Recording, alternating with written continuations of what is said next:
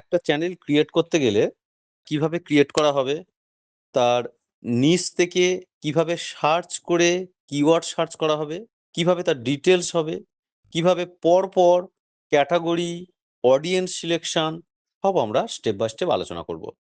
আমি একটা চ্যানেলের নাম দিচ্ছি কি my channel name Amresh Kumar. তারপরে দেখতে হবে যে আমার নিশ কি। আমি দিচ্ছি YouTube updates and tips. YouTube related কি আপডেট আসছে, কি টিপস আসছে, সেই রিলেটেড আমি একটা চ্যানেল বানাচ্ছি। চ্যানেলের ক্যাটাগরি কি? চ্যানেলের ক্যাটাগরি এটা কোন ক্যাটাগরির মধ্যে পড়তে পারে? এডুকেশন, কারণ আমি যেহেতু শেখাচ্ছি তাই এডুকেশনের মধ্যে পড়তে পারে। আর কি হতে পারে? টেকনোলজি। কেন টেকনোলজি? কারণ এগুলো টিপস, কিছু আপডেট, কিছু আসছে। এই দুটোর মধ্যে যে কোনো একটা ক্যাটাগরি আমি দিলেই হবে। আমি এডুকেশন দিলেও চলবে, টেকনোলজি দিলেও হবে।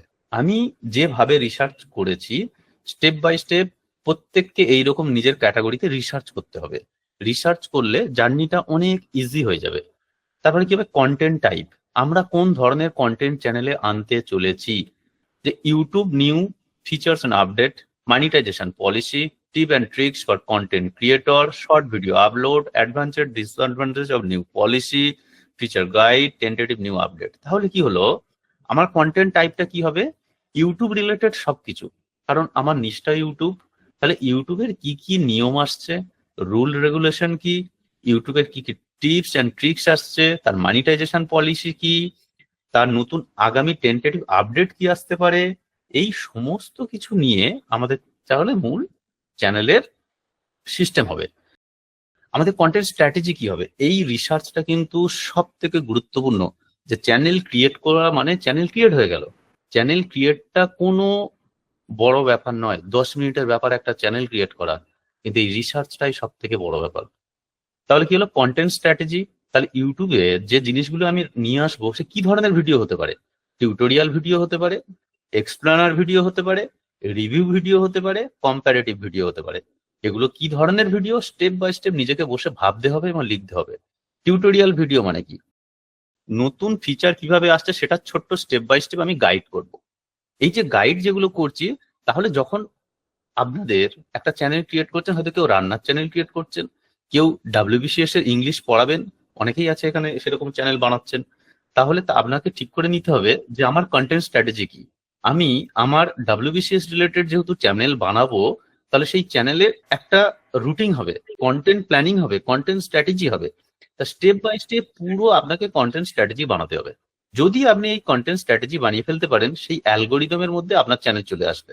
ধরো আমার এক্সপ্লেনার ভিডিও, আপনি ধরুন ডব্লিউবিসিএস পড়াচ্ছেন, যে ডব্লিউবিসিএস কিভাবে পাস করবেন বা কিভাবে ক্র্যাক করবেন তার ইংলিশের সহজ টিপস, আপনি সেই ধরনের এক্সপ্লেনার বানাচ্ছেন। তাহলে তার পিছনের কারণ কি, এই ভিডিওটা কেন বানাচ্ছেন, এক্সপ্লেনেশন কি, কেন সে সহজে পাস করতে পারবে, আপনার চ্যানেল কেন বাকিদের থেকে বিশেষ গুরুত্বপূর্ণ। তাহলে সেই যে এক্সপ্লেনার ভিডিও, আপনি তাহলে একটা প্যাটার্ন ভেবে নিয়েছেন।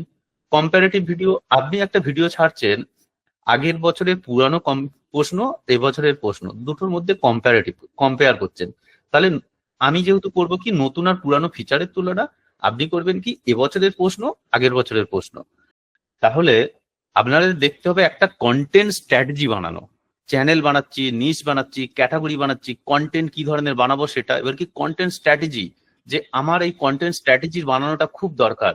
আমি যদি কম্পেয়ার করি, কোন ভিডিওর সাথে কোন ভিডিও কম্পেয়ার করব, কেন কম্পেয়ার করব, তার রিভিউ দেবো। নতুন হয়তো কিছু একটা বই এসেছে মার্কেটে, আপনি হয়তো ডাব্লিউবিসিএস পড়াচ্ছেন, ডাব্লিউবিসিএস ক্র্যাক করার জন্য সহজে একটা বই এসেছে সহজ, সেই বইটার রিভিউ দিচ্ছেন আপনার চ্যানেলে। রিভিউ এর কি ভালো কি খারাপ সবটা খুঁটিয়ে তুলতে হবে।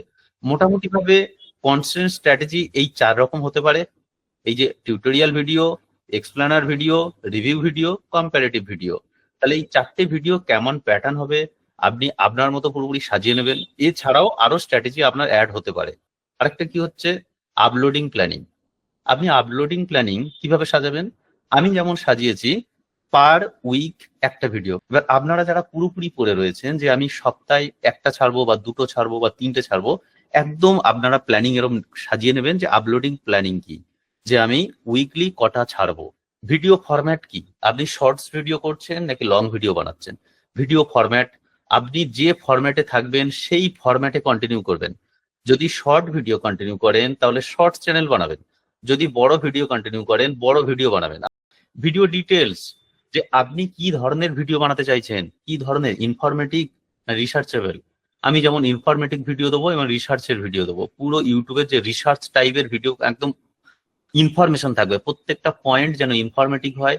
আর আমি যেভাবে ক্লাস নিচ্ছি আপনাদের এখানে, আপনাদের হয়তো হতে পারে কিছু ইনফরমেশন পাচ্ছেন, যে ইউটিউবে অনেক ভিডিও দেখেছেন তার থেকে হয়তো কিছু বেশি জিনিস পাচ্ছেন, বা অনেকের হতে পারে যে না নতুন কিছু পাচ্ছি না, যা আমি জানি তাই পাচ্ছি, শুধু রিপিট একবার শুনে নিচ্ছি।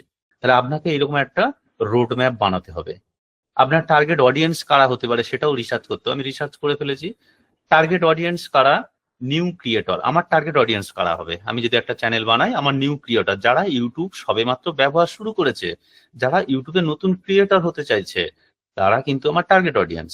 কি হতে পারে, প্রফেশনাল কন্টেন্ট ক্রিয়েটর, যারা প্রফেশনাল কন্টেন্ট ক্রিয়েটর মানে বড় ভিডিও বানায়, অনেক দিন ধরে এই ফিল্ডে রয়েছে, অথচ ইউটিউব সম্পর্কে নলেজ রয়েছে ঠিক, কিন্তু পুঙ্খানুপুঙ্খানু বিরাট পরিমাণে নেই। তারা কি করবে, আমাকে ফলো করার চেষ্টা করবে। তাহলে professional content creator most probability আমার অডিয়েন্স হতে পারে। তারপরে সোশ্যাল মিডিয়া ইনফ্লুয়েন্সড, যারা নতুন নতুন ট্রেন্ড, নতুন নতুন এই যে আপডেট কি আছে জানার চেষ্টা করছে, যে আপনারা এখানে যারা রয়েছেন তারা সবাই কিন্তু ক্রিয়েটর, যে আমরা কিছু ক্রিয়েট করতে চাইছি। তাহলে কি হয়েছে, আপনাদের সবসময় নতুন আপডেট নেওয়াটা খুব প্রয়োজন। তাই আপনারা আমার টার্গেট অডিয়েন্স।